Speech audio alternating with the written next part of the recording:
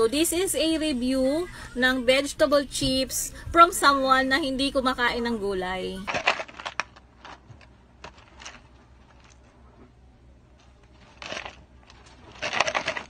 Hi, Beshi! So, ang dami ko nakikita nito sa TikTok, no? Kumakain sila ng mga veggie chips.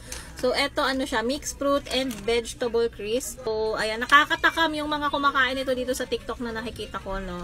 Eto, hindi ko naman to dito sa TikTok nabili. Nabili ko to dun sa pamangkin ko. Meron siyang mga tindang, mga kung anek-anek.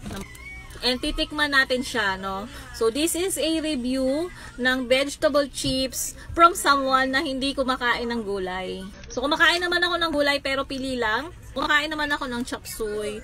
Yung mga gulay sa pakbet, kinakain ko din. Ano pa ba? Nakain din naman ako ng mga like kangkong, pechay, cabbage. Nakain ako niyan. Pero yung ibang mga gulay talaga, hindi ko kinakain. Like okra, number 1 na hindi ko gusto yan. And marami pang iba. So, tikman natin itong veggie chips kung magugustuhan ko. Natikman ko na to actually kanina. Papakita ko lang ulit sa inyo. Pero yung iba dito hindi ko pa na-try.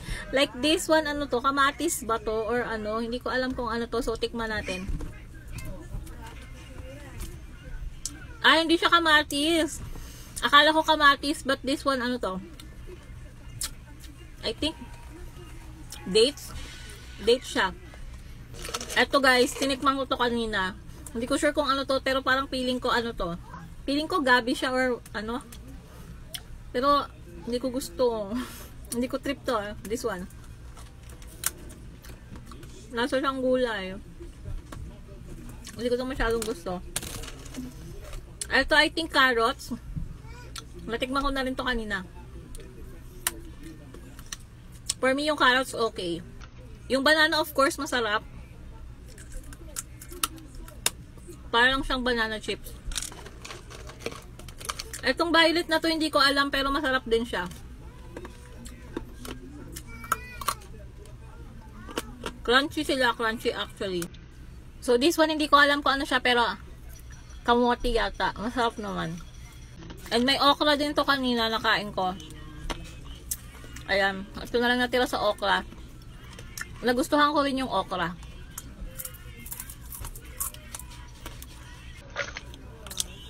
Tas eto patatas siguro.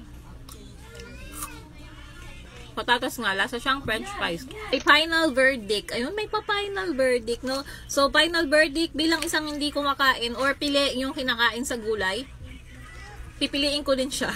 Meron akong hindi nagustuhan, especially yung violet na bilog na malaki, which is, I think, gabi. Parang for me, lasa siyang gabi or, yeah, piling ko gabi yun. So, yun, hindi ko yun bet. Yung iba, okay naman.